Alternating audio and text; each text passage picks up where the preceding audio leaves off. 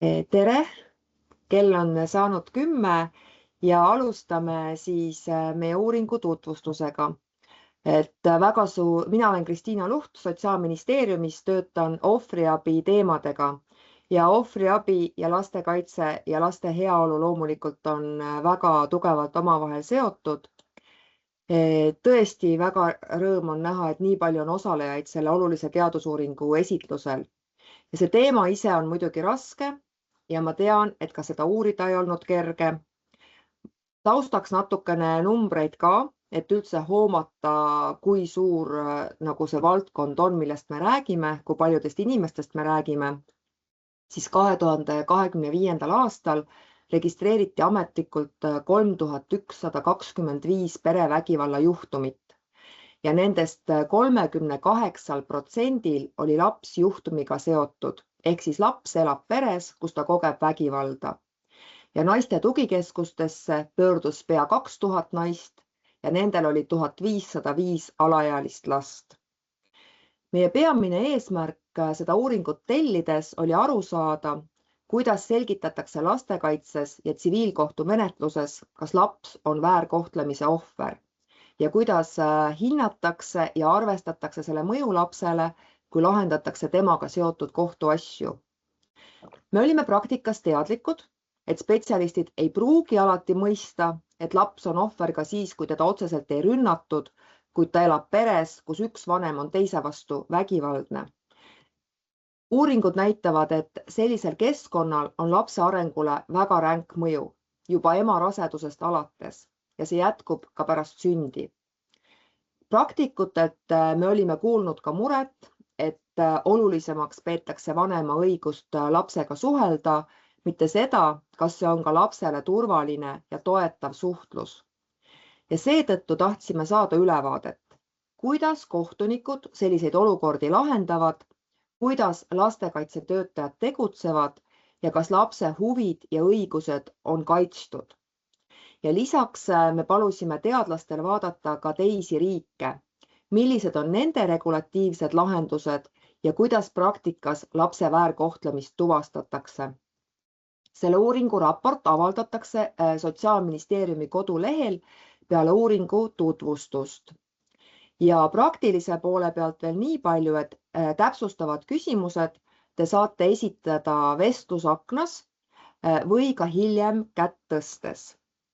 Ja rohkem ma sissejuhatuseks aega ei kulutagi, soovin head esitluse kuulamist ja annan sõna teadlastele. Tere, aitäh Kristiina. Mina ei ole teadlane, mina olen Mari Puniste Tartu Ülikooli Rakest ja olin siis antud uuringu projektijuht. Ja nii nagu ka Kristiina ütles, siis tõesti laste heaolu ja turvalisus on teema, mille puhul me ju kõik nõustume, et laps peab olema kaitstud. Aga kui me liigume põhimõtetest praktikas, muutub pilt keerulisemaks. Et peresuhted iseenesest on mitmetahulised ja keerulised ja kui me lisame sinna peresisese väärkohtlemise, et need pildid ei ole ju mustvalged. Ja just nendes vastuoluliste huvidega olukordades, kus ühel pool on nagu lapse õigus turvalisule, teiselt poolt vanemate õigused ja kohustused ja siis nende vahel peavad tasakaalu leidma kohtud, lastekaitsespetsialistid ja teised spetsialistid. Ja siis sellises keerulises ristumiskohas see uuring just paiknebki. See keskne küsimus, siis, millele me keskendusime, oli, kuidas me tegelikult tuvastame lapse väärkohtlemist ja kuidas me arvestame selle mõju lapsele otsustes, mis tema elu otseselt mõjutavad. See uuring on pilguheit Eesti praktikasse hooldus- ja suhtlusõiguse asjade lahendamisel, et kus on siis tugevused, kus on võimalikud kitsaskohad. Oluline on rõhutada, et see ei ole hinnang üksikutele inimestele või otsustele, et see on pigem selline katse vaadata süsteemi tervikuna, kuidas erinevad rollid, ootused ja otsustusprotsessid kokku mängivad. Soovin teile kõigile sisukat kuulamist ja loodan, et tänane esitus annab mõtteaineid nii praktikaks kui ka edasisteks aruteludeks. Tegime selle uuringu koostöös kolleegidega õigusteaduskonnast ja annangi siit sõna üle Katrele. Tere hommikust kõigile! Loodan, et slaidid ka paistavad teile kenasti ekraanile. Seda uuringut teostasime siis koostöös õigusteaduskonna ja Rakke vahel ja teadlased, kes osalesid uuringus, lisaks minule olid Anna Markina, Mari Puniste, Triin Taal, Triin Uusen-Nakke ja Helen Urman. Ja meie fookuses oli nii lastekaitsetöö kui siis ka kohtumenetlus, ehk siis me kombineerisime kaks ühte last puudutavat menetluse etappi ja analüüsisime seal, kuidas vägivalda käsitletakse ja milline on selle vägivalla mõju siis nendele tehtud otsustele. Nüüd paari sõnaga statistikast sai juba räägitud, aga õiguslikuks kontekstiks on meil siis mõned rahvusvahelised kohustused. Esiteks siis laste õiguste konventsiooni artikkel 19, mis kohustab riiki kaitsma last vägivalla eest ja vägivalla temaatika eriti jõudis nii poliitikakujundusse kui siis ka õiguskujundusse Istanbuli konventsiooni vastuvõtmisega. Istanbuli konventsioonis on siis 2 artiklit, 26 ja 31, mis nõuavad esiteks, et vägivalla tunnistajaks olnud lastele pakutakse erilist kaitset ja sealhulgas siis kõik need kaitsemeetmed peavad arvestama laste parimate huvidega. Aga teiseks siis nõuab Istanbuli konventsiooni artikkel 31 seda, et menetlus, kus otsustatakse laste eestkoste ja külastusõiguse kindlaks määramist, arvestataks konventsiooni kohaldamisalasse kuuluva vägivalla juhtumiga. Ja tagataks seda, et külastus- ja eestkosteõiguse kasutamine ei ohustaks ei ohvri ega ka laste õigusi ja turvalisust. 2022. aastal kirjutas Grevio komitee, kes kontrollib Istanbuli konventsiooni rakendamist Eestit puudutavas raportis, et Eesti praktikas ei ole piisavalt juurdunud arusaam, et laps, kes elab vägivaldses keskkonnas, näeb pealt vägivalda ühe vanema vastu või siis kogeb sellega kaasnevat psühholoogilist mõju, on vägivalla ohver ja sellise lapse kaitsevajadus tuleb eraldi hinnata. Lastekaitsespetsialistid ja kohtunikud on viimastel aastatel saanud päris mitmeid erinevaid vägivallaalaseid täiendkoolituskursuseid, kuid empiiriline kogemus näitab seda, et ja see on nüüd siis Grevio hinnang, et kohtud minimeerivad sageli infot selle kohta, et üks vanem on vägivaldne ja lapse kaudne kokkupuude vägivallaga ei pruugi kohtumenetluses mõjuda hooldus- või suhtlusõiguse otsustust ja on küsitav, kas sellised otsused on kooskõlas lapse parimate huvidega. Menetlusõiguslik kontekst meie uuringul on siis tsiviilkohtumenetlus ja me vaatasime perekonnaõiguslikke vaidluseid laialt ja tsiviilkohtumenetlusseadustiku kohaselt siis kesksed põhimõtted, mida sellistes menetlustes lisaks materiaalsetele õigustele järgida, on siis uurimisprintsiip.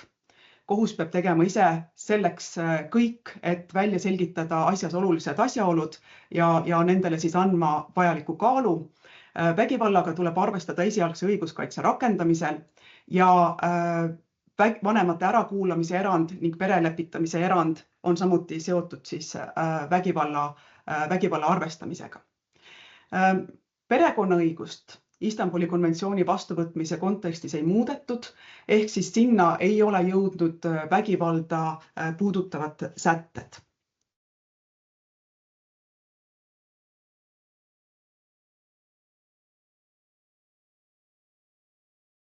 Selle uuringu kontekstiks on ka Riigikohtu perekonnaõiguslikes vaidlustes antud juhised.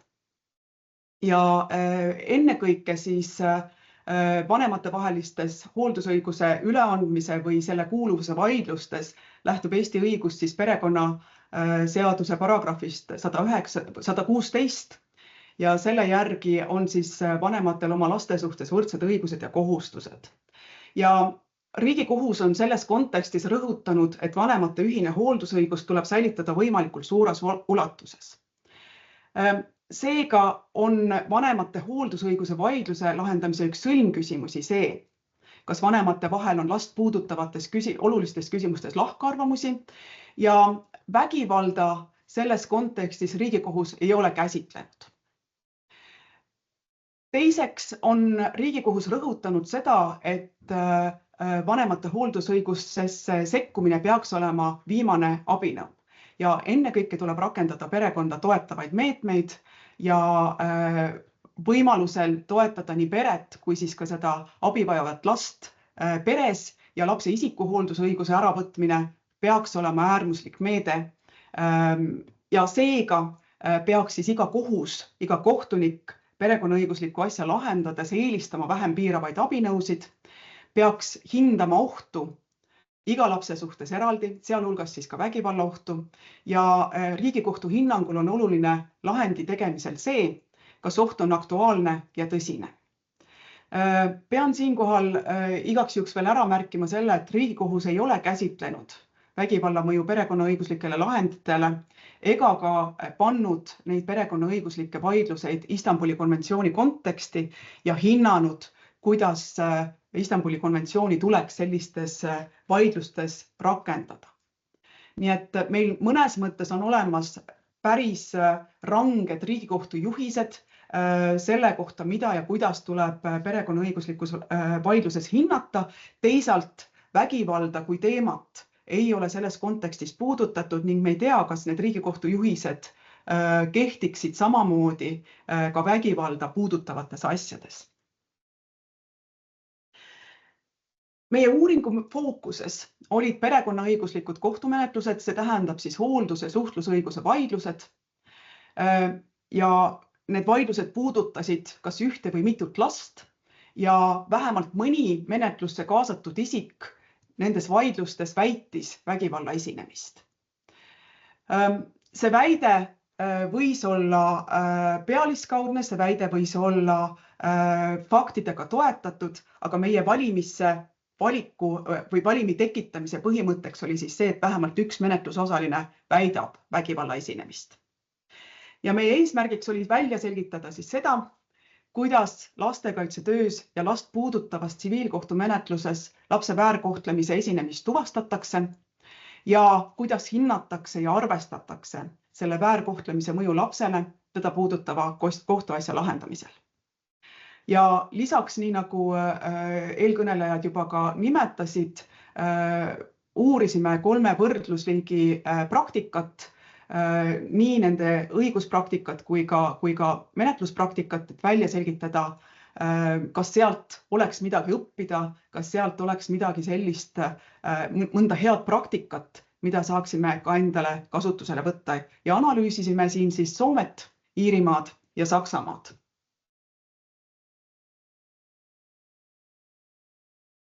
Milline oli meie allikmaterjal?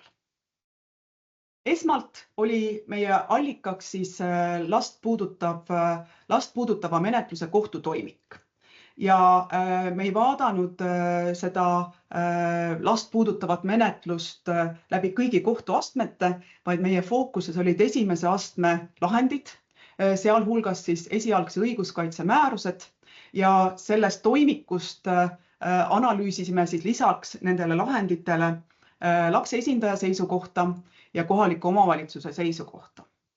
Muid dokumente, sealhulgas siis istungi protokolle, vanemate avaldusi, täiendavaid materjale me analüüsi ei kaasanud ja seega siis see pilt, mida me nendes kohtuasjades näeme, kujuneb ennekõike läbi ametnike silmade, läbi siis kohtuniku lahendi, läbi lapse esindaja, see on siis advokaadi seisukoha ja kohaliku omavalitsuse seisukoha. Kui meil esialgses valimis tehes lihtsalt otsingut Justiitsministeeriumi andmebaasis oli üle 400 asja, siis juhuvalimiga valisime sealt 150 menetlust ja pärast täiendavat kontrolli oli meie valimis siis 122 lahendit, 122 menetlust.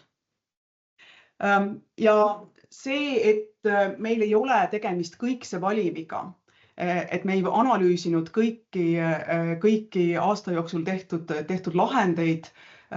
See tähendab siis sealjuures ka seda, et numbrilised tulemused, mida ma teile natukene ka näitan, ei pruugi täielikult kajastada seda, milline on siis aasta jooksul kohtutes lahendatud asjade tegelik statistiline vaade ja me ennekõike näeme siin trendi. Ja kohtutoimikuid me analüüsisime ennekõike kvalitatiivselt, vaatasime, millised teemad sealt välja paistavad vägivalla käsitluse juures ja natukene kasutasin sellist kvalitatiivse ja kvantitatiivse meetodi ühendamist selleks, et paremini siis grupeerida neid menetlusi, aga nagu öeldud, siis ennekõike saame näha siit menetluslikke trende. Siis teiseks analüüsisime STAR-andmeid. Need on siis lastekaitse andmebaasi STAR-andmed ja me esmalt siis valimisse sattunud kohtumenetlustes identifitseerisime lapsed ja vaatasime siis neid lapsi puudutavaid STAR-andmeid ja sellega meil tekkis siis menetluslik pilk. Esmalt, milline on olnud lastekaitsetöö konkreetses asjas kõiki lapsi puudutavalt ja edasi, milline on siis see kohtumenetlus kõiki lapsi puudutavalt olnud ja millised on need erinevused, millised on need sarnasused selles komplektis.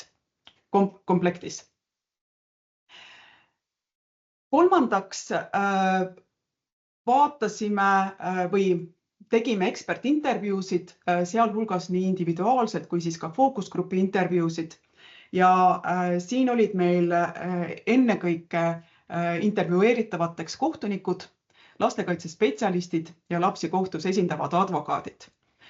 Välisanalüüsi tegemiseks intervjueerisime ka väliseksperte, kes selgitasid meile riiklikku õigust ja aitasid meil mõista seda, kuidas me peaksime siis tõlgendama neid erinevaid dokumente, mida me ise olime kokku kogunud. Ja ennekõike on siis tegemist kvalitatiivse teema analüüsiga ja ennekõike me saame siit näha erinevaid trendi. Nii, aga läheme siis natukene lähemalt meie andmete juurde. Nagu öeldud, siis valimisse jäi 122 tsiviilkohtumenetlust. Nendest 76 menetlust olid vanemate algatatud ja puudutasid vanemate hooldus- ja või suhtlusõigust. Ja siin oli siis menetluse algatajaks nii emasid, te näete, emasid on enamuses, natukene vähem oli isasid, aga päris palju oli ka vastastikku esitatud avaldusi ja neid menetlusi vaatasime me üheskoos, vaatasime, millised on need trendid nendes menetlustes. Ja teine eraldiseisev menetluste grupp oli siis kohaliku omavalitsuse algatatud menetlused, kus fookuses oli vanema õiguste äravõtmine või vanema õiguste piiramine. Ja siia 46 menetluse juurde panime siis ka ühe valimisse sattunud kohtu poolt algatatud menetluse, kus samamoodi siis need menetluse eesmärgid olid sarnased, need mõlemad puudusid vanemate õiguste äravõtmist. Meie jaoks oli natukene üllatav see, et kohtu poolt algatati niivõrd vähe menetlusi, aga analüütiliselt vaatasime neid menetlusi siis üheskoos.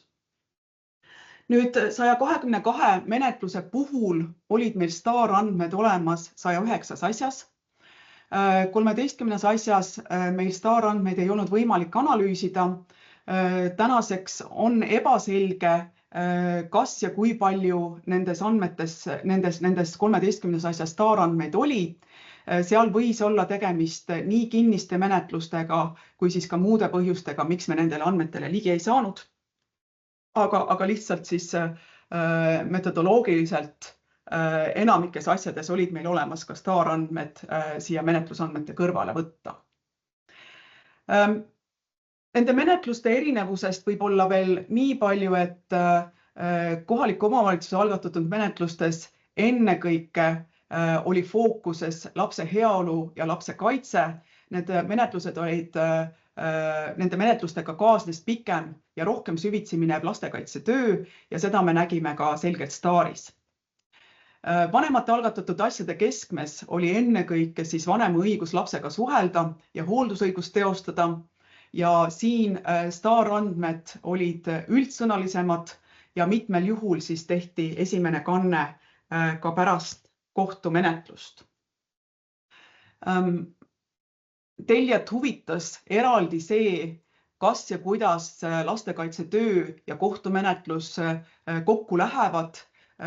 Me nägime siin seda, et eriti kohaliku omavalitsuse algatatud asjades oli enne kohtumenetluse algatamist toimunud juba juhtumimenetlus või siis minimaalselt lihtmenetlus ja teisalt nägime veel juurde seda, et kui kohtumenetlus oli alanud, siis enamikes asjades ikkagi mingi lastekaitsemenetlus algas ja siin tuli siis juurde rohkem lihtmenetlusi.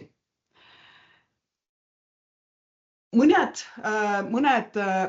STAR andmed sisaldasid aga ennekõike siis selliseid lühiteateid, näiteks lähisuhtevägivalla teated Politsei- ja Piirivalveametilt, mis olid jõudnud siis STAR andmestikku.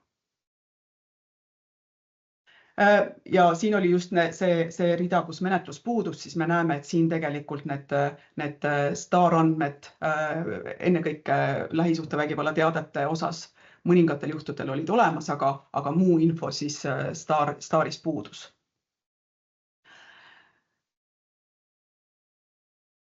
Meid huvitas see, kelle vägivaldsust väidetakse ja edasi siis ka see, et kuidas seda vägivaldsust siis otsuse tegemisel menetluses arvesse võetakse.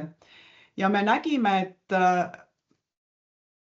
meil on siin jaotatud ära, eks ole, menetluste liikide kaupa, kõigepealt kohaliku omavalitsuse algatatud menetlused, seejärel siis vanemate algatatud menetlused.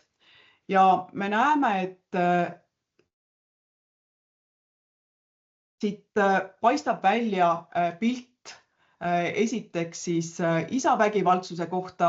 Ennekõike, kui me vaatame vanemate algatatud menetlusi, siis siin tugevalt on näha see, et peres väidetakse isa vägivaldsust, isegi isade algatatud asjades me näeme, et kui isa algatab näiteks suhtlusõiguse menetluse, siis tihtilugu ikkagi tema enda vägivaldsus selles menetluses tuleb ka välja. Mis meie jaoks oli natukene üllatav, oli see, et kohaliku omavalitsuse algatatud asjades oli rohkem näha emade vägivaldsust, aga siia juurde ma pean ütlema ehk seda, et tihtilugu need pered olidki ühe vanemaga, ehk siis me ei tea, kas see isa peres oli varem olnud ka vägivaldne või mitte, või ühesõnaga meil ei ole siit, kuna meil ei ole tervet seda pere puudutavat pilti ees, see kohtumenetlus andis ainult ühe väikse vaate peresse ühel teatud hetkel, siis tegelikult meil ei ole infot selle kohta, et milline oli see varasem perekonna olukord, millal ja kas ja kuidas on isalt ära võetud hooldusõigus ja miks siis on jõudnud see olukord nii kaugel, et edasi me räägime juba ema vägivaldsusest. Vägivaldsed olid ka muud pereliikmed ja ennekõike, kui me vaatame siin kohaliku omavalitsuse algatatud asju, siis siin see muu pereliikme vägivaldsus paistab silma. Muu pereliige on siis ka vanemate uued elukaaslased, õed, vennad ja ka mõned muud sugulased. Mida selle tabelit võib-olla veel märgata on see, et STAR andmetes on rohkem vägivalla väite ebaselgust. Meil ei ole selge, kelle vägivaldsust täpselt väidetakse, ehk siis STAR andmed on üldsõnalisemad tihti ja sealt ei ole võimalik niivõrd selgelt välja lugeda seda, et kelle vägivaldsusega siis kohalik omavalitsus peaks ka edasi tegelema.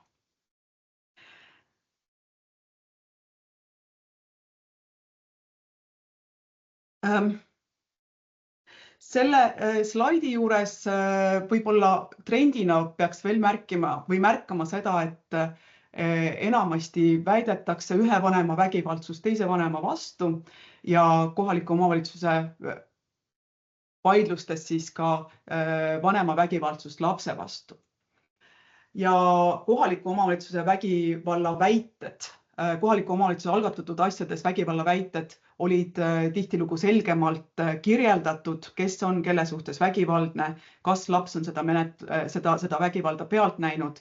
See kohtumenetluse materjalidest tuli oluliselt selgemalt välja kui staarandmetest ja huvitav võib-olla uurija perspektiivist on see, et vanemate vaheliste vaidluste puhul siis seda muu pereliikme vägivaldsust väideti väga harva. Nüüd analüüsime ka seda, et millist vägivalda siis väidetakse. Ja siin on siis helerohelisega staarsissekanded, tumeroheline menetlusmaterjalides sisalduv vägivallaväide, helelilla staarsissekanded kohaliku omavalitsuse algatatud asjades ja tumelilla siis kohaliku omavalitsuse algatatud asjades vägivallaväide kohtumenetluses. Siin tuletan meelde, et saame vaadata trende, absoluutnumbrid ei pruugi väljendada täpselt seda, milline see vägivalla seis meil tegelikult Eestis on. Sellest tabelist või sellest joonisest me näeme, et ennekõike prevaleerib ühe vanema füüsiline või vaimne vägivald teise vanema vastu ja vaimset vägivalda väidetakse oluliselt rohkem ja vaimset vägivalda ja teise vanema füüsilist vägivalda väidetakse eriti palju just nendes menetlustes, kus avaldajaks on vanem. Kui me vaatame kohaliku omavalitsuse algatatud menetlusi, siis siin on rohkem füüsilist vägivalda lapse suhtes. Me näeme, et umbes sama palju on laps füüsilist vägivalda ka pealt näinud ja hooletusse jätmine siis siin on väga tõsiselt esindatud. Vähem on näha vägivallaväiteid, vanematevahelise vägivallaväiteid.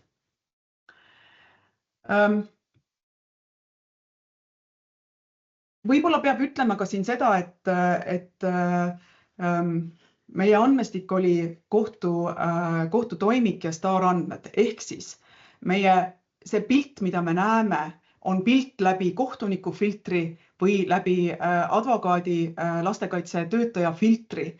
Ehk siis me ei saa tõsikindlalt öelda, et täpselt nii palju sellises proportsioonis seda vägivalda tegelikult ka esineb. Need on vägivallaväited, mida need menetluses osalenud ametnikud või ka kohtunikud pidasid vajalikuks nimetada. Mida me üldise trendina siit näeme, on see, et domineerib vaimne vägivald ja ennekõike on vägivald suunatud teise vanema vastu ja ka samas on laps ikkagi väga tihti nii vanemate-vahelises vaidluses kui siis ka kohaliku omavalitsuse algatatud vaidluses vägivalla pealtnägija. Ja kui me jõuame sinnani, kus me räägime siis vägivalla mõjuga arvestamisest, siis me näeme, et tegelikult seda vägivalda väga hästi menetlustes kas ei osata või ei taheta arvestada.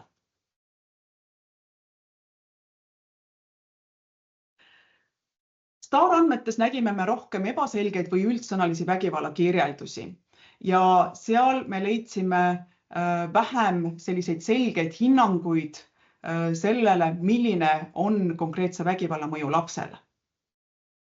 Kohtumenetluse materjalides me nägime oluliselt konkreetsemaid vägivalla kirjeldusi, küllap see on ka põhjendatud. Staar andmebaas on lastekaitsetöötaja töövahend, kohtumaterjalis ikkagi pooled peavad enda väiteid tõendama ja näitama selgemalt ära seda, milline see vägivald on olnud, kuidas see mõjutab siis menetluse osapooli. Ja kohtumaterjalides me näeme rohkem sellist üksikjuhtumit, vägivalla üksikjuhtumi väiteid me näeme, et esitatakse täpsemaid tõendeid, dokumenteeritud infot selle kohta, milline see vägivald sellel konkreetsel juhul siis oli. Ja ilmselgelt ja tõenäoliselt ka põhjendatult on rõhk siis otsuse tegemiseks vajalikul infol. Kui STAR andmetes on meil ennekõike näha üldine pere olukord ja lapse heaolu kontekst, ehk siis info ei ole tihtilugu sündmuspõhine, vaid näitab sellist laiemat perekonna pilti, siis kohtumaterjalides vastupidi me näeme väga selget ja konkreetset üksikjuhtumi kirjeldust.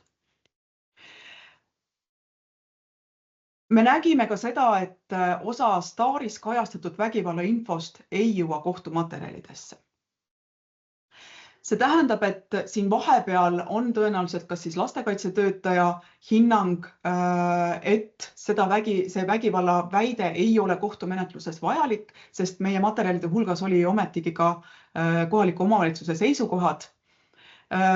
Või siis ei pidanud kohalik omavalitsus seda vägivalda niivõrd tõsiseks. Igatahes meil oli mitmeid asju, kus vägivalla info ei jõudnud kohtumaterjalidesse. Mida me veel nägime? Me nägime, et vägivalla käsitlus kitseneb menetluse käigus. Ehk siis, kui me vaatame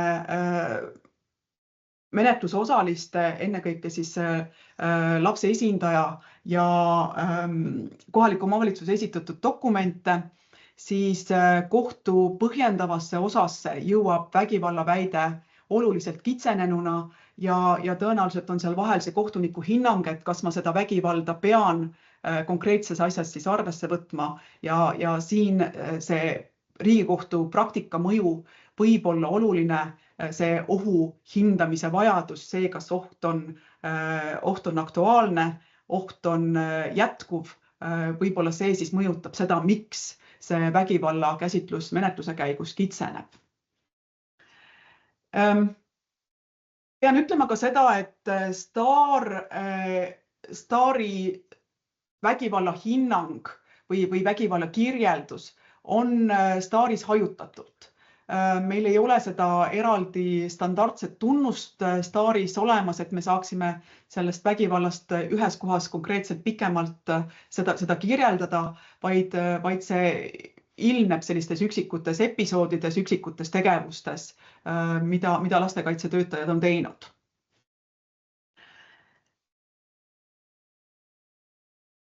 Nii, kui me läheme vägivalla väidete käsitlemise juurde ja ennekõike siis kohtu põhjendustes me näeme seda vägivalla väite käsitlemist, siis me näeme, et see käsitlus on väga ebaühtlane. Kõigis nendes menetlustes olid olemas vägivalla väited, oli päris palju menetlusi, kus see vägivalla väide kohtu põhjendavasse osasse, sellesse osasse, kus kohus selgitab, mis mõjutab otsust, millised on need arvesse võetavad olulised asjaolud, vägivald sinna päris mitmel juhul ei jõudnud. Ja samamoodi ei osatud või võib-olla ei peetud vajalikuks siis sisuliselt seda vägivalda käsitleda. See vägivalla väide ei kujunenud lapse huvide hindamise keskseks asjaoluks. Küll aga me nägime siin erinevust vanemate algatatud menetluste ja kohaliku omavalitsuse algatatud menetluste vahel. Kohaliku omavalitsuse algatatud menetlustes arvestati vägivalla väidet sagedamini otseselt ja sellel oli oluline mõju lõpplahendusele.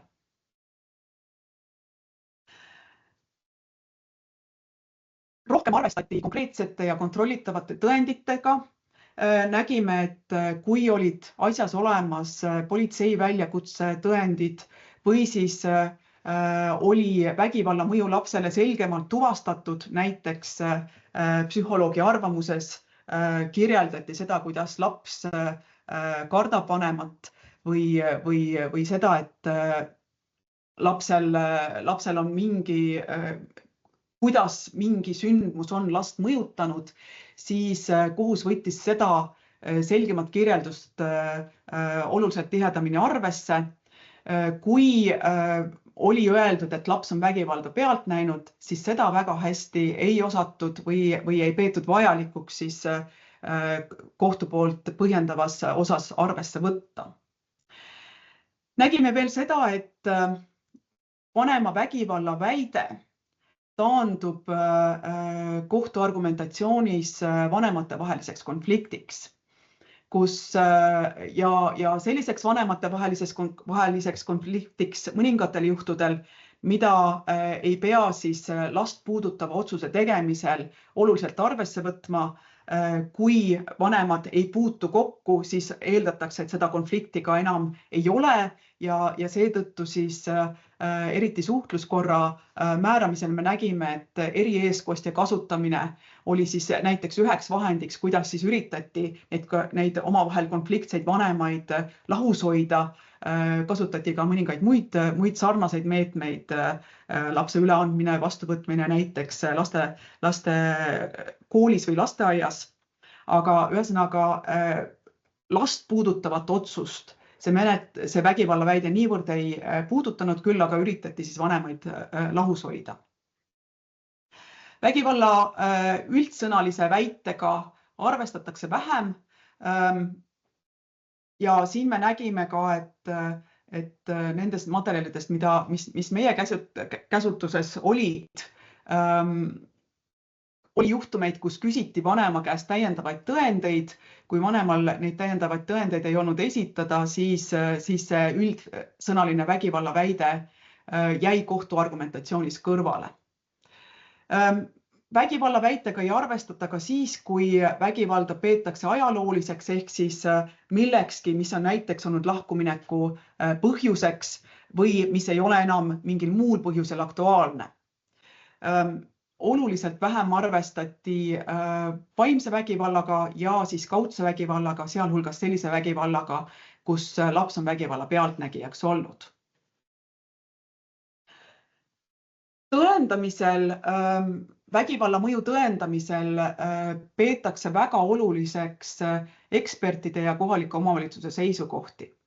Tulen selle juurde mõne hetke pärast tagasi, aga just intervjuudes kohtunikud pidasid väga oluliseks seda, et kohalik omavalitsus hindaks enda arvamuses seda, milline on vägivalla mõju lapsele. Ja kui kohaliku omavalitsuse arvamus oli selline formalistlikum või üldsõnalisem ja sinna juurde oli pandud palju erinevaid dokumente, siis kohtunikel intervjuudes nad sellist võimalust ei eelistanud. Nad arvasid, et lastekaitsespetsialist on just see, kes oskab palju paremini hinnata seda, kas ja kuidas vägivald last mõjutab. Ja arvestati rohkem siis sellega, kui see vägivalla mõju oli juba ilmnenud. Ehk siis kas laps ise väljendas kartust või muret, laps väljendas ise seda, et teda on löödud, nendele argumentidele anti oluline kaal. Kui see informatsioon oli kaudsem, siis seda sellisena nii tõsiselt ei arvestatud. Ja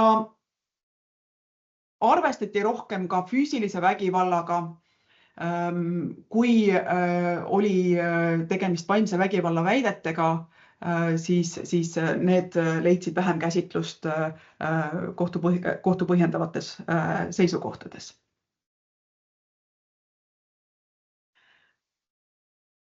Nii nagu Riigikohus ka suunab kohtuid, siis nägime me ka empiiriliselt, et vägivalla hindamisel on keskne selle vägivalla aktuaalsus.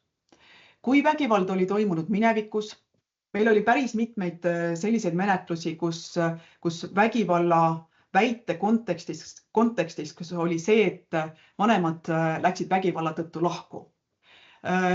Sellisel juhul ja kui hilisemaid vägivalla väiteid enam ei olnud, siis minevikus toimunud vägivald ei pruukinud olla otsustav, pigem siis eelistas kohus vanema ja lapse suhte taastamist, vanema ja lapse suhte toetamist ja minevikus toimunud vägivallale kohus enda põhjendavas osas üldiselt olulist kaalu ei andnud. Eeldati ka, et olukord võib olla muutunud, antakse vanemale võimalus. Nägime ka mõnda sellist lahendit, kus pärast kohaliku omavalitsuse menetluse algatamist läbis vanem või vanemad läbisid koolitust ja sellisel juhul olid ka kohalik omavalitsus võttis oma taotluse tagasi, kui ta nägi, et vanemate käitumine on paranenud ja kui lapsed ka kinnitasid seda, et enam ei ole vägivaldsust peres olnud. Ehk siis vägivalla jätkumine või kordumine peab olema selgelt tõendatud. Vägivalla mustrit me kohtulahendis alati ei näinud. Ehk siis kohtulahend puudutab ja kohtumenetlus ja tegelikult ka see lastekaitsetöö, mis on seotud selle kohtumenetlusega, puudutab seda konkreetset ajahetke. Meie kohtuotsused ei kirjelda pikalt varem peres toimunut, mõned teised riigid teevad seda natukene teisiti, ehk siis me tegelikult ei näe seda vägivalla täielikku arengut või täielikku trendi.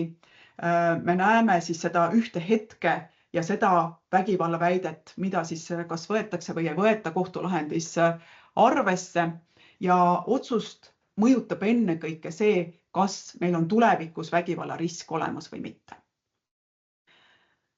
Ja seega vägivalla ajaline kaugus vähendab selle kaalu ja me nägime, et eriti keeruline on kohtule arvestada varasemat või pikaajalist vaimset vägivalda, ehk siis seda pigem kohus ei arvesta, kas meil on raske hinnata, kuna me kogu seda vägivalla mustrit ei näe, et kas see on põhjendatud või mitte, aga kaalutlustes see varasem või pikaajaline vaimne vägivald, sellele tähelepanu olulist ei pööratud.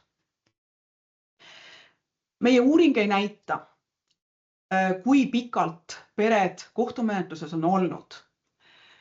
Ehk siis me ei tea, kui palju oli varasemaid peret puudutavaid menetlusi, millised nende menetluste otsustused, milline see menetlus ja avalduse sisu on olnud. Aga meile küll tundub, et mitmete ja pikaajaliste menetluste mõju küsimus seda oleks vaja tulevikus analüüsida. Me nägime, et eriti vanemate vahelistes vaidlustes tihti kaevati edasi mitmeid menetluslikke otsuseid ja üks menetlus läbis mitut kohtuastet. Loomulikult on igal vanemal õigus enda õiguste kaitseks kohtusse pöörduda, aga tõenäoliselt vajaks täiendavat uurimist see, kuidas mõjutab selline pikaajaline menetlus last ja meie uuringu põhjal me siin midagi väga selget ei saa järeldada, aga teemana tuli see üles ennekõike, kui me vaatasime, et vanemate vahelistes vaidlustes ikkagi see edasikaebamise protsent on suur ja päris mitmed eriti suhtlusõigust puudutavad vaidlused olid kirjelduste järgi korduvad vaidlused. Kui me läheme lapse ärakuulamise juurde ja ütlustele kaalu andmise juurde, siis võrreldes 5-6 aasta taguse pildiga on olukord oluliselt paranenud. Me nägime, et suures enamikel juhtudel kuulatakse laps menetluses ära. Lastele on määratud esindajad, oli paar üksikut asja, kus lapsele esindajat ei olnud määratud. Erandina paistis siin välja kompromiss, kus siis esiteks otsuses ei olnud kirjas, kas last on ära kuulatud ja samamoodi siis oli siin asju, kus lastele ei olnud määratud esindajat. Laps kuulatakse ära nii lastekaitse poolt kui siis ka lapse esindaja ja kohtuniku poolt. Ärakuulamise viis ja põhjalikkus varieerub. Meil ei olnud analüüsitava materjali hulgas nende ärakuulamiste kokkuvõtted, ehk siis me saame lähtuda sellest, mida kirjutati kas siis kohtulahendisse või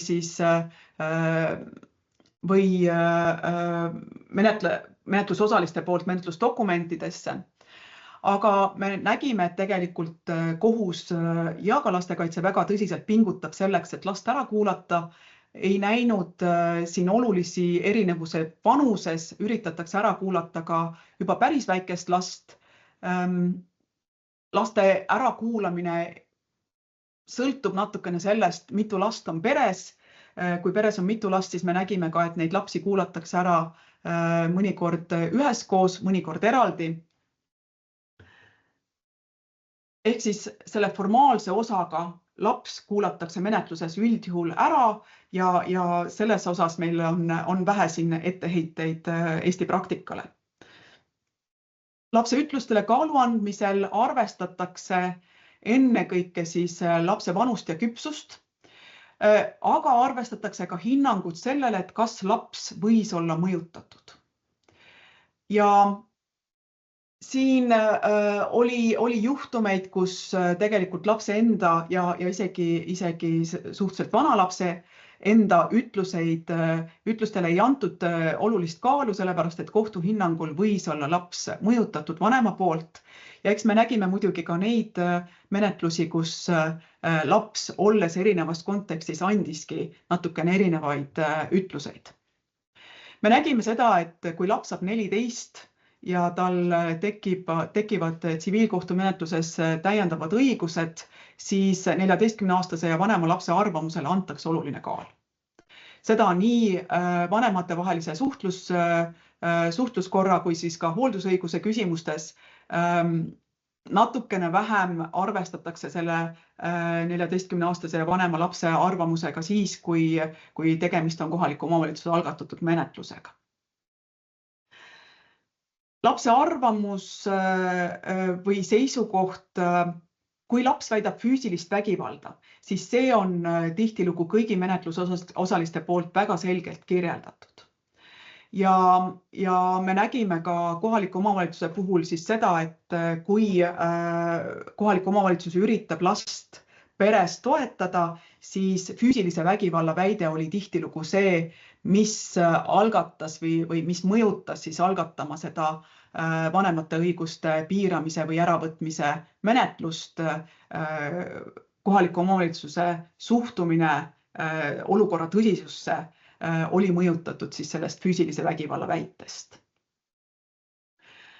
Milliseid probleeme me nägime? Me nägime seda, et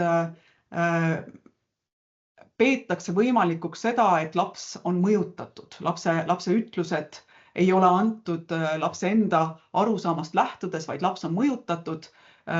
On selge, et lapsel võib tekkida lojaalsuskonflikti, laps võib olla ühe või teise vanema poolt survestatud.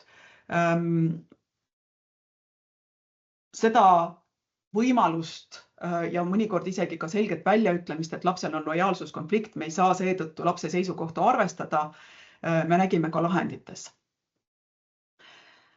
Lapse ütlused ei pruugi kajastada vägivalla tegelikku mõju ja see toob meid tagasi selle kaudse vägivalla juurde, kui laps kirjeldab seda ühte vägivalla episoodi, mida ta pealt nägi või mõnda vägivalla episoodi, mida ta pealt nägi, siis sellest kirjeldusest see mõju ei ilmne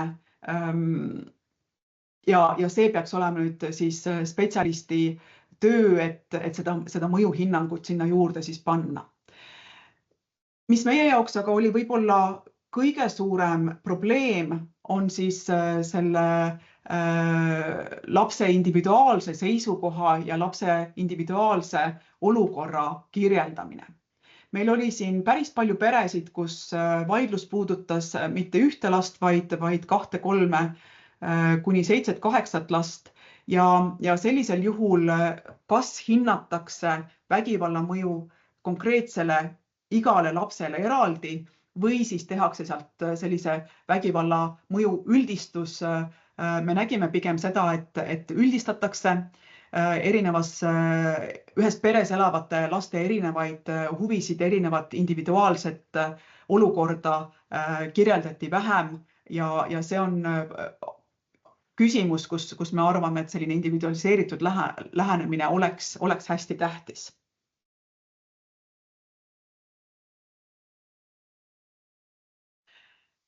Meil olid intervjuudes ja meie empiiriliselt vaadeldavas materjalis siis me nägime seal mõningaid kääre, mõningaid lähenemiste erinevusi.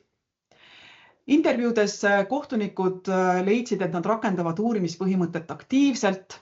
Teised menetlusosalised tõid välja, et kohus saaks uurimispõhimõtte kasutamisel olla aktiivsem, ise küsida täiendavaid dokumente ja siin võtta selgemalt sellist aktiivsemat rolli.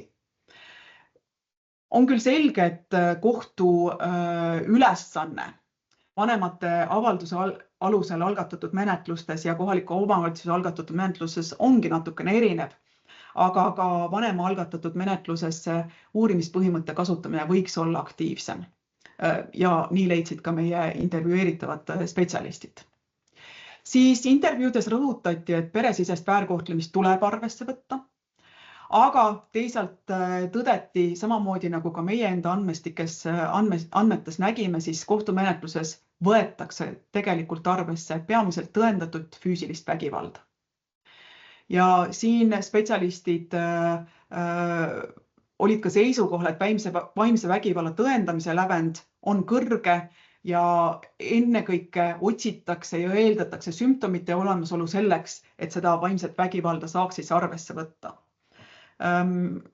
Teaduskirjandus vastupidi väidab seda, et vaimne vägivald mõjutab inimest väga oluliselt ja see mõju võib olla kaudsem ja natukene rohkem nähtamatum, aga see mõju on olemas ja nüüd on siis meie küsimus see, et kuidas me siis seda vaimse vägivalla mõju saaksime paremini arvestada, kuidas see lävend viia mõistlikule tasemele.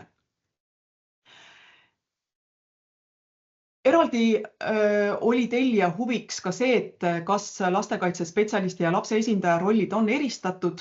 Nägime, et need on selgelt eristatud. Lapse esindaja ennekõike kontrollib seda, kas lapse õigused on tagatud. Lastekaitsespetsialisti vaade on oluliselt laiem lastekaitsetöö nii perega kui siis ka konkreetse lapse kaitseks. Ja nendes arvamustes oli ka näha see erinev kompetents. Enam ei ole näha sellist pilti nagu ütleme rohkem kui 5 aastat tagasi, kus tegelikult lapse esindaja ja lastekaitsespetsialisti arvamused olid väga sarnased. Me nägime siin seda erinevat fookust, me nägime siin selget sellist kompetentsi näitamist. Mida me kohtumaterjalidest nägime, siis juurde siia intervjuude punktidele on see, et uurimispõhimõtte rakendamine ei ole ühtlane. Võib olla muidugi, et kuna me ei vaadelnud kogu toimikus sisalduvat materjali, et meie andmestik oli natukene piiratum ja ta võib-olla ei näidanud seda uurimispõhimõtte täielikku rakendumist, aga me nägime, et kohus ise täiendavalt otsuses vähemalt ei väljenda, kuidas ta üritas seda vägivalda välja selgitada ja kuidas ta üritas seda vägivalla mõju välja selgitada. Vägivalla mõju ei ole otsustes selgelt käsitletud. Oli küll muidugi mõningaid väga positiivseid lahendeid, aga trendina me nägime, et vägivalla mõju sellele otsustusele on pigem selline pealiskaudne ja jääb tahaplaanile. Ja menetlusosaliste rollide eristus ei ole ka alati selgelt nähtav. Intervjuudest tulid välja ka mõned võib-olla meie jaoks olulised kohtuootused. Kohus seab päris kõrged ootused kohaliku omavalitsuse arvamusele, mis peaks nende hinnangul olema põhjalik ja analüütiline, muu hulgas siis sisaldama selget hinnangut lapse olukorrale ja riskidele, sealhulgas siis ka sellele, kui tõsine see vägivallarisk on ja oodatakse kohaliku omavalitsuse arvamuses terviklikku ülevaadet perekonna taustast. Ja siin kohaliku omavalitsuse algatatud menetluste ja vanemate algatatud menetluste puhul oli selge erinevus. Kohaliku omavalitsuse algatatud asjades need dokumendid olid põhjalikumad oluliselt kui siis vanemate algatatud menetlustes. Me nägime ka seda, et kohaliku omavalitsuse arvamuste kvaliteet on ebaühtlane. Siin oli nii lakoonilisi või varasemast kopeeritud või formalistlikke seisukohti ja intervjuude käigus me saime teada ka, et kohalike omavalitsuste praktika on siin väga erinev, et on omavalitsusi, kus kohaliku omavalitsuse lastekaitse arvamuse vaatab üle näiteks valla jurist ja on neid, kus siis lastekaitsetöötaja spetsialistina kirjutab selle arvamuse ise ja see sisaldab siis tema seisukohta. Vägivalla mõju nendes kohaliku omavalitsuse arvamustes ei ole alati selgelt analüüsitud ja see kohaliku omavalitsuse arvamuse kvaliteet mõjutab oluliselt seda, kuidas kohus hindab vägivalla olemasolu ja mõju. Ehk siis kohaliku omavalitsuse arvamus on selle vägivalla mõju hindamisel üks väga oluline dokument. Eraldi teemaks oli meil võõrandamise käsitlus. On olnud viimase aja trend, et kasutatakse terminit võõrandamine. Meie enda rõõmuks nägime, et kohtuotsustesse selline käsitlus väga jõudnud ei ole. Pigem jääb see võõrandamise väide siis muudesse menetlusdokumentidesse. Aga me nägime ka, et osa spetsialiste tahaks kasutada seda võõrandamise terminit vaimse vägivalla nii-öelda diagnoosina või sellise üldterminina. Kohtunikud ennekõike suhtusid võõrandamise kontseptsiooni kriitiliselt, üleüldiselt tegid seda ka muud ametnikud, me nägime selle termini esile toomist rohkem siis vanemate endi poolt, aga meie soovitus on Saksamaa kohtupraktika pinnalt küll see, et sellise üldtermini asemel tuleks kirjeldada konkreetset etteheidetavat käitumist ja see võõrandamise üldtermin üleüldiselt ei näita seda, kes kuidas käitub ja milline on selle käitumise mõju siis sellele lapsele ja kui tõsine see oht sellele lapsele siis sellest käitumisest on. Võib-olla pisikese kõrvalpõikena, et Saksamaa ja Iirimaa olid siin selgelt sellel seisukohal, et võõrandamise kontseptsioon ei ole teaduslik termin, mida tuleks kohtumenetlustes käsitleda. Soomlased on natukene teisel seisukohal, aga ka seal on tegelikult vaidluseid selle kohta, et kas ja kui kasulik sellise termini kasutamine menetluses võiks olla. Kokkuvõtlikult siis, millised olid peamised mustrid ja järeldused? Vägivalla käsitlemist mõjutab see, kes menetluse algatab ja see, milline info jõuab kohtusse. Lapse ütlustel on oluline kaal ja samas kohtud hindavad siis lapse võimalikku mõjutatust ja annavad ka sellesama lapse ütluse kõrval olulise kaalu. Vägivalla ajalisus on kriteerium, mida kohtud arvestavad.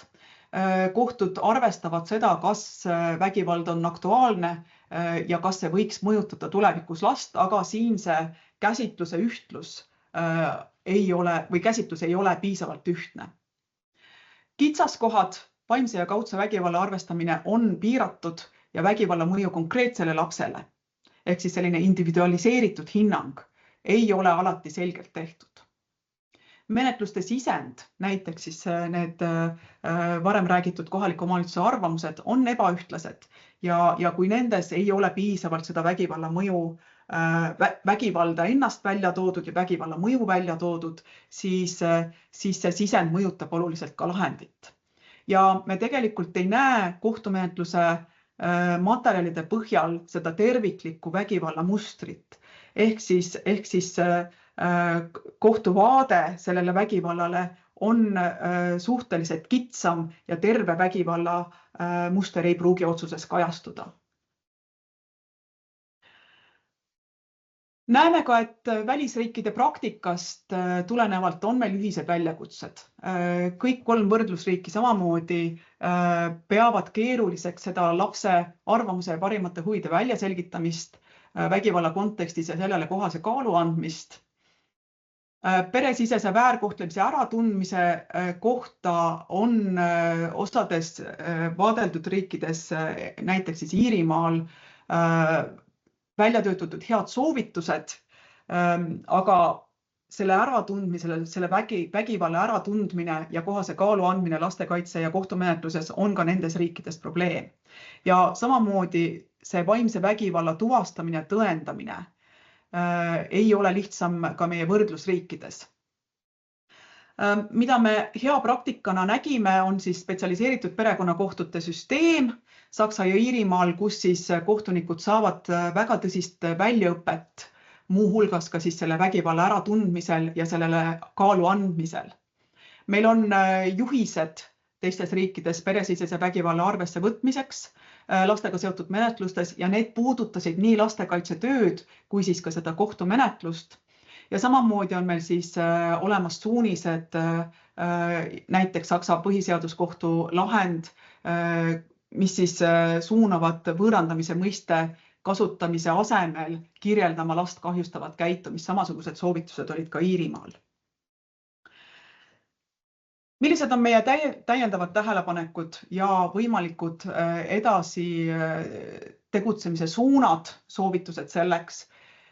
Meil oleks vaja selgemat ja ühtsemat käsitlust lapse peresisese väärkohtlemise kohta. See individualiseeritud hindamine, kuidas vägivald last mõjutab, kuidas väärkohtlemine last mõjutab, tuleks teha individuaalselt iga lapse kohta. Meil võiksid olla selgemad juhised nii lastekaitsetöötajatele kui siis ka kohtunikele, kuidas peresisest vägivalda tuvastada ja kuidas seda menetluses arvesse võtta. Lastekaitsetöötajad vajavad tuge selleks, et nende arvamuste kvaliteet paraneks. On tähtis mõista, et nende arvamuste kvaliteet on menetluses otsustava tähtsusega. Ja peresisese vägivalla asjades peaks kohtu argumentatsioon eraldi analüüsima vägivalla esinemist ja selle mõju erinevaid aspekte iga lapse kohta eraldi. Meil on raportis olemas ka soovitused selle kohta, kuidas, milliseid täiendavaid uuringuid ja milliseid tegevusi võiks teha. Ja ma usun, et raport annab sellest palju laiema pildi. Aga mina siinkohal lõpetan ja olen tänulik kõigi küsimuste eest.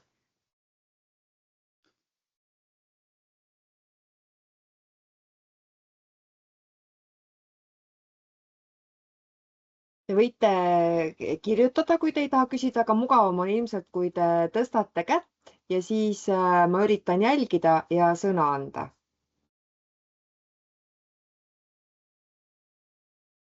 Kõik on tulemustest pahviks löödud. Ma usun, et eks see raporti lugemine annab täiendavat infot, et see ettekanne sai ainult üldistada neid peamisi trende, et sealt on võimalik oluliselt detailsemalt näha ka sellist numbrilist jaotust, milliseid trende me seal täpsemalt ja kuidas nägime.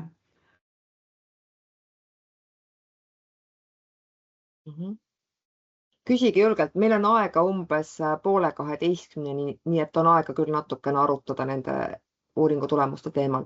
Ja, Triinu, palun.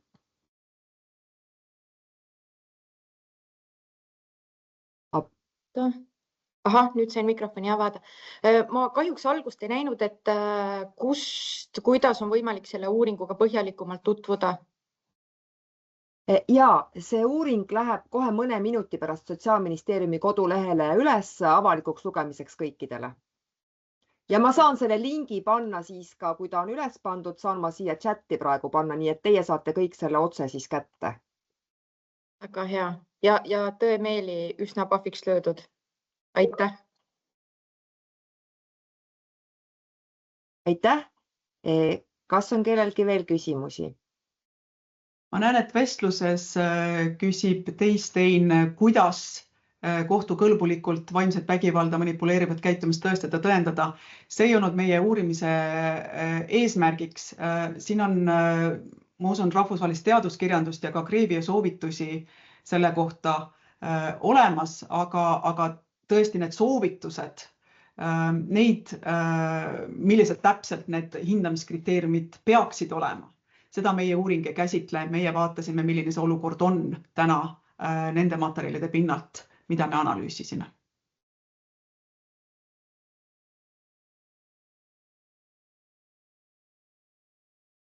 No võib-olla nii kaua, kui osalejaid veel natukene seedivad seda saadud informatsiooni ja oma küsimust formuleerivad, siis lihtsalt taustainfoks on see, et Eesti on ka praegu ette valmistamas ühe direktiivi ülevõtmist ehk siis naistevastase vägivalla ja perevägivalla direktiivi.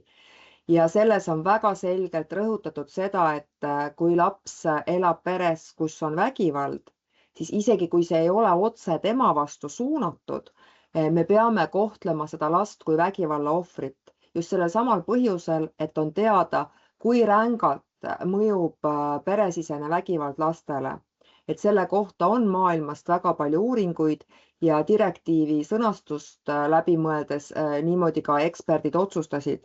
Ja on täiesti eraldi artiklid, esiteks muidugi abi lapsohvrile, kus on öeldud ka see, et kui on vaja see kodust lahkumine vägivalla tõttu või see oht, siis laps tuleb majutada mitte vägivaldse vanemaga. Ehk siis tegelikult me peame väga selgelt aru saama, kes on see vägivalla toimepanija, et laps ei peaks temaga koos olema. Ja on ka eraldi artikkel laste ohutuse kohta, ehk siis tõesti peab teadma vägivalla olemasolust selleks, et teha igasuguseid lapsi puudutavaid otsuseid. Ja tegelikult kuni selleni välja, et ka lapse kohtumine selle vanemaga, kes on vägivaldne, isegi kui ta on olnud vägivaldne mitte lapse, vaid teise vanema vastu, ka see peab toimuma tegelikult spetsialistide juuresolekul. Nii, aga nüüd ma näengi, et siia on küsimusi juurde tulnud ja ma võin neid siis ette ka lugeda. Et üks küsimus on see, et mis ajavahemikul need analüüsitud kohtulahendid olid tehtud? Jah. Aastatel 2023 ja 2024 ja need olid menetlused, kus oli tehtud lõpplahend. Meil olid paar üksikut menetlust, kus me lõpplahendit ei tohtinud vaadata, sest see oli kohtu poolt kinniseks kuulutatud ja siis me vaatasime esialgse õiguskaitse lahendeid. Ja teine küsimus, mis ma näen, puudutab siis piirkonna erinevusi. Me piirkondlikke erinevusi ei analüüsinud ennekõike laste ja perede kaitseks, selleks, et tagada selle menetlusse kaasatud perede ja laste anonüümsus. Eesti on paraku nii väike, et need menetlused oleksid muidu olnud tuvastatavad ja sellepärast me tegelikult ei toonud enda raportis ka väga detailseid üksikjuhtumite kirjeldusi, et seda anonüümsust tagada.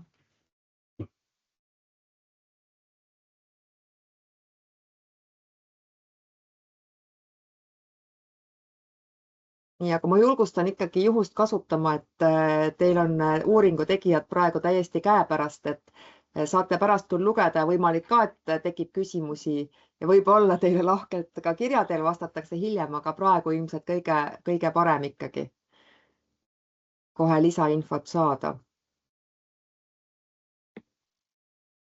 Ja tuligi küsimus, mis puudutab siis võrdlusriike, et kas te nägite metoodikat, kuidas vägivalla mõju hinnatakse, et kas on kaasatud spetsialistid või on välja töötatud metoodika, mida lastega töötavad spetsialistid kasutavad? Me nägime seda, et Iirimaal ja Saksamaal on olemas juhendid, kus siis antakse nõu, milliseid küsimusi küsida ja millistele aspektidele tähelepanu pöörata. Me nägime ka, et Iirimaal näiteks kaasati rohkem teisi spetsialiste, ehk siis inimesi, eksperte, psühholoogia alaste teadmistega eksperte, kes siis seda täiendavat hinnangut lapsele andsid. Me nägime ka seda, et osades riikides, ja siin võib-olla toon jälle välja kord Iirimaa, et lastekaitsetöö ja siis see vägivalla hinnang natukene olid üksteisest eraldatud. Ehk siis lastekaitsetöötaja, kes igapäevaselt tegeleb selle lapse ja pere toetamisega, et tema ei pruukinud olla siis see, kes seda vägivalla hinnangut seal koostab. Nii et ma arvan, et need soovitused ja need juhendmaterjalid on see metoodika, mida siin on küsitud ja siin tõesti häid praktikaid leidub. mida võiks kaaluda, aga näiteks seda võõrandamise käsitlust, mida Soomes spetsialistide toel ka arendatakse, see pigem nagu minu meelest ei ole sobiv praktika, eriti kui me võrdlesime sinna juurde Saksamaad ja Iirimaad, kus väga kategooriliselt öeldi, et see ei ole teaduslik termin ja Grevia komitee on seda samamoodi öelnud. Me nägime kohtuniku spetsialiseerumine, eks ole, selle meie valimi puhul oli suhteliselt värske. Eks me ikka nägime seda, et on kohtunikke, kes teevad, kui nad seda vägivalla väidet näevad, siis nad analüüsivad seda põhjalikumalt. Ehk siis nii nagu Mari alguses ütles, meie analüüs ei ütle midagi konkreetse kohtuniku kohta, aga eks me ikka neid erinevusi natukene nägime. Oli näha seda, jah. Ei, ma mõtlesin, et kui kõik ei jälgi chati, siis võib-olla küsimused ka ette lugeda, et on tulnud ka küsimused, kas midagi oli sellist, mis teid ennast üllatas selle uuringu läbiviimisel? Jah, kaks asja. Üks oli see, et see lapse individualiseeritud käsitlemine ehk siis see, et endiselt räägitakse lastest kui grupist menetluses ja see, et sellise lapse individuaalsuse tunnustamine ja selle individuaalsuse analüüsimine ei ole jõudnud veel kohtupraktikasse. Arvasin ise, et siin sellega võiks olla paremini. Positiivselt üllatas see, et kui 2018 andmete põhjal ma nägin, et lastele tihtilugu ei määrata esindajat, siis täna sellega enam probleeme ei ole. Oli hea meel näha, et lastel on olemas kvaliteetne õigusesindus ja tõesti see töö paistis sealt kvaliteetselt ka silma. Võib-olla üllatav oli ka see, kui eriti kohaliku omavalitsuse algatatud asjades, kui tõsiseks see olukord ikkagi seal peres oli läinud, ehk siis see sekkumise lävend. Kasutaksin sellist terminit, oleme seda terminit kasutanud ka oma uuringu teoreetilises peatükis, et see sekkumise lävend on ikkagi väga kõrge, millal hakatakse kaaluma vanema hooldusõiguse äravõtmist või selle piiramist. Lapsed elavad mitmeid aastaid väga rängas keskkonnas ja ma ei tea, kas siin on põhjuseks siis Riigikohtu selline suhteliselt kõrged kriteeriumid seadev praktika, aga tõesti ma oleks oodanud, et eriti kohaliku omavalitsuse algatatud menetlustes, et see sekkumine, see tõsisem sekkumine, vanema õigustesse sekkumine oleks toimunud natukene varem. Ja see emade vägivaldsus kohalike omavalitsuste asjade puhul paistis ka silma, aga sellel võivad tõesti olla siis need teised põhjendused, eks, et see vägivaldne isa võib sealt pildilt olla juba varem lahkunud, ehk siis see vägivalla trend selles peres võib olla varasemalt ikkagi olnud pikemaaegsem ja lihtsalt siis kõigepealt tegeletakse ühe vanemaga ja siis see üksikvanemast ema, kes ei saa hakkama moel või teisel, mis iganes põhjusel, temani jõutakse siis hiljem, eks ole, eraldi. Järgmised küsimused on siin, mis puudutab näiteks lastekaitsekoolitusteni, et küsimus ongi, et millal Eestis jõutakse nende koolitusteni lastekaitsespetsialistidele, kus seda teemat käsitletakse, et spetsialistid saaksid tegutseda ühtsetele teadmistele tuginedes. Mulle tundub, et siin võib-olla ma annaksin sõna oma kolleegile, kes on lastekaitsepoliitika juht. Birgit, ole hea, kommenteeri seda küsimust. Ja tegelikult see on seotud ka ühe järgmise küsimusega, et kui kohaliku omavalitsuse ametnike arvamusest sõltub nii palju ja samas kvaliteet on kohati ebaühtlane, siis millised võiksid olla nende kvaliteedi ühtlustamise ja tõstmise head lahendused?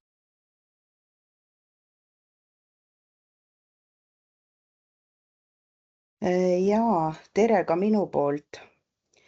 Ja ma pean alustuse kommentaariks ütlema, et tõepoolest teema on ju äärmiselt keeruline ja ka seonduvad otsused on väga-väga keerulised teha ja eks need täna siin nimetatud kitsaskohad olid ju ka praktikast juba varasemalt nii mõnedki teada. Ehk et tegelikult hulk toetavaid selliseid juhendmaterjale, mis ka juba täna lastekaitsetöötajaid ja teisi lastega töötavaid spetsialiste toetavad, on ju loodud.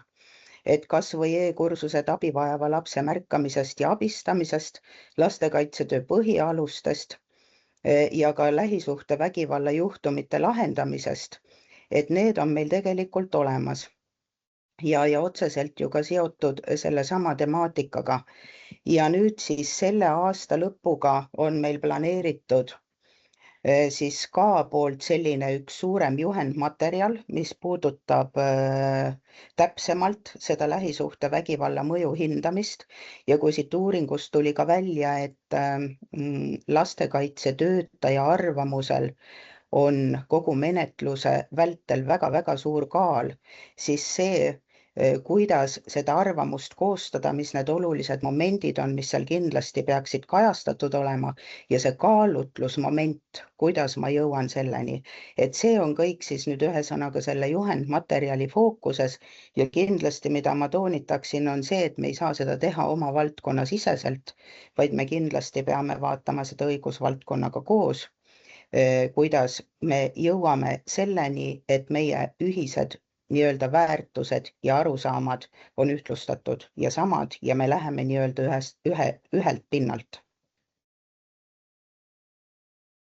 Kas oli midagi veel, mida ma jätsin vastamata?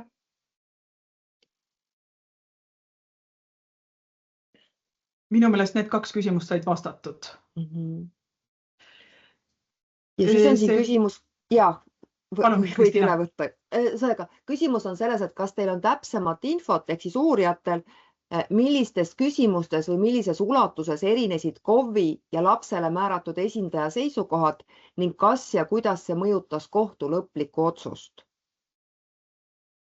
Olulist, see fookus nendel seisukohtadel oli esmalt erinev, eks.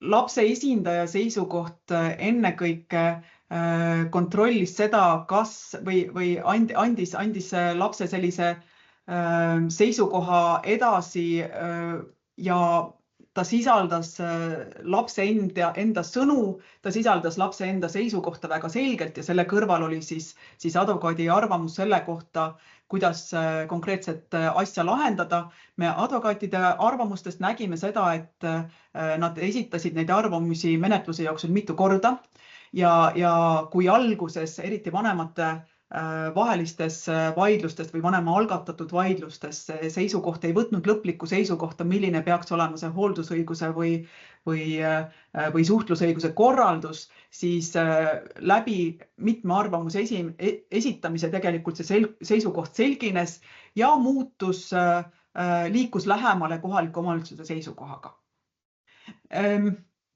Ehk siis minu meelest see perspektiiv oli sisuliselt erinev, me nägime seda lapse häält väga selgelt ja mul on väga hea meel, et advokatuuri perekonnaõiguse komisjon on teinud siin tugevat tööd juhendmaterjalidega, oli selgelt eristatud see lapse enda hääl ja siis see advokaadi seisukoht.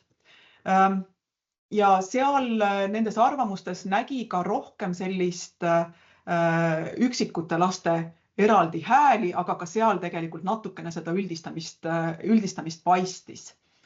Ma ütleks, et sisulistes küsimustes need arvamused, kohaliku omavalitsuse arvamused ja lapse esindaja arvamused oluliselt ei erinenud. Pigem toimus nagu menetluse käigus nende lähemale jõudmine selles lõppseisukohas. Ja laste esindajad samamoodi tegelikult olid valmis andma vanematele võimalusi tõendamaks, et olukord on paranenud ja nendes ka, eks ole, esitati neid küsimusi, et tuleks selgemini näidata, miks selline suhtluskord just, kuidas last toetatakse ja nii edasi. Ja ka nendes arvamustes tegelikult seda üritati leida üles milline see potentsiaalne vägivalla hetk on ja ütleme erieestkostja kasutamine kui kohaliku omavalitsuse erieestkostjaks panemine nendes asjades, kus vanemaid nii-öelda kokku ei saanud lasta või siis see konflikti koht oli siis, kui vanemad kohtuvad, siis me nägime ka sellise lahenduse toetamist lapse esindajate seisukohtades. Kohalikud omavalitsused ise väga endale selle erieestkostja ülesannet võtta ei tahtnud, mis võib-olla on ka natukene mõistetav, et võib-olla see erieestkostja teema on ka küsimus, mis vajaks põhjalikumat lahti mõtestamist, et millistel juhtudel kohalik omavalitsus saab olla see vahendaja vanemate vahel ja millistel juhtudel mitte.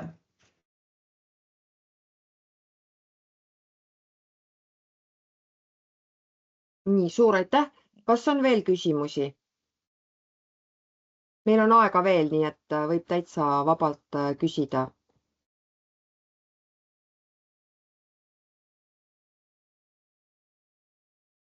Nii, ma loen selle Teini küsimuse äkki ise ette, et kohtumenetluses küsivad erinevad institutsioonid lapse häält korduvalt.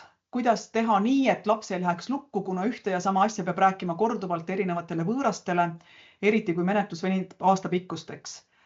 Kriminaalmenetluses kuulatakse laps vaid üks kord üle, et last mitte traumeerida.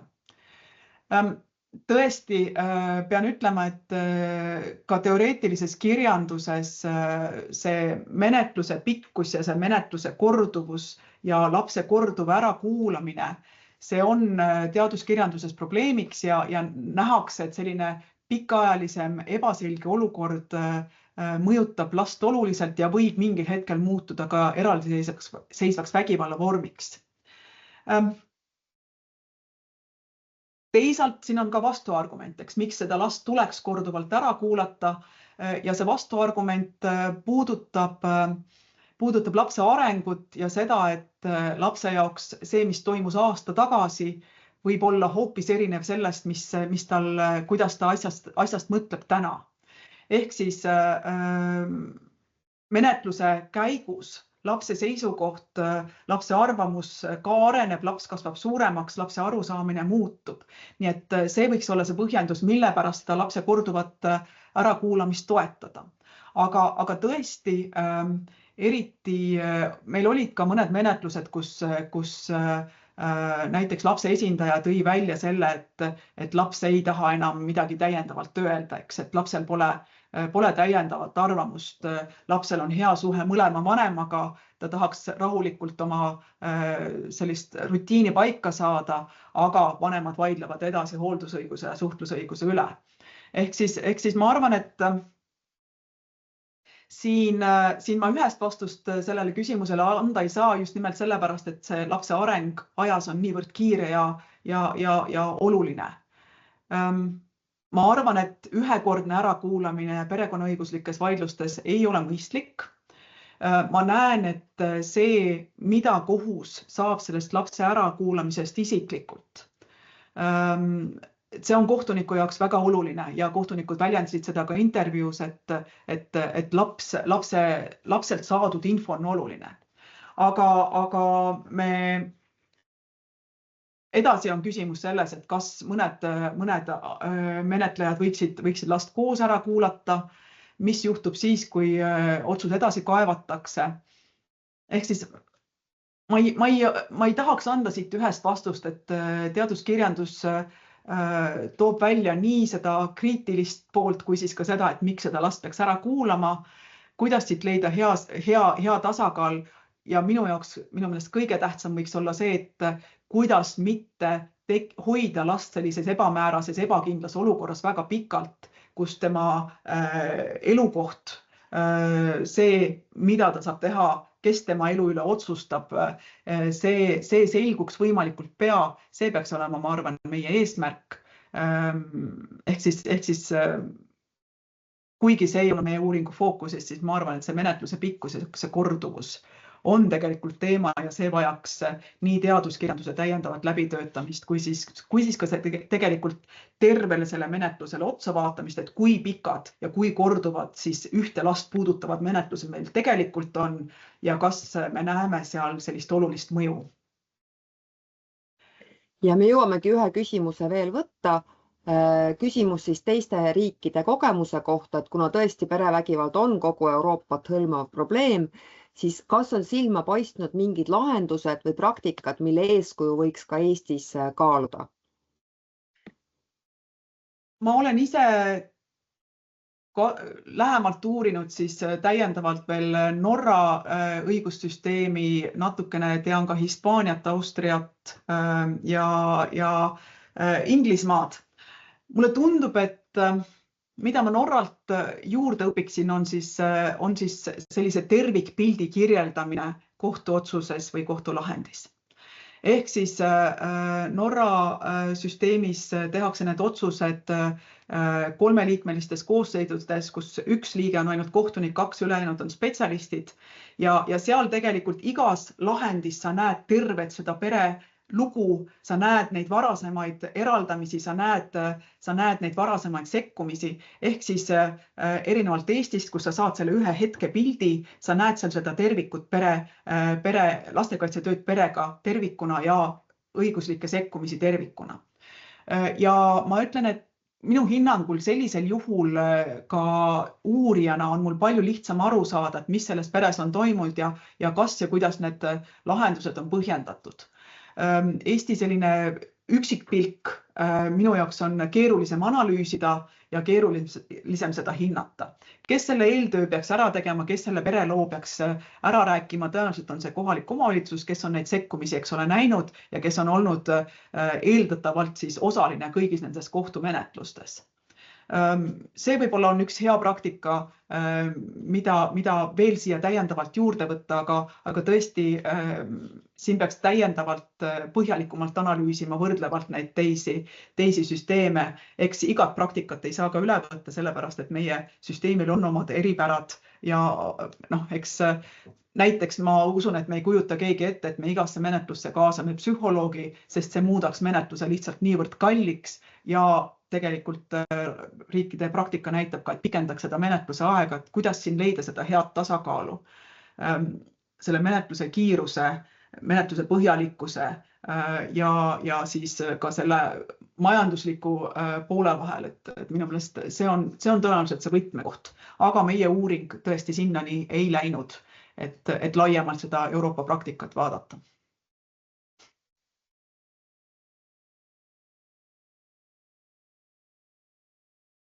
Aga siis me oleme jõudnud nüüd nii kaugele, et tõmbame otsad kokku. Ma jagasin praegu just ka seda uuringu linki Sotsiaalministeeriumi koduleheküljel, nii et saate lugeda ja suur aitäh kõikidele!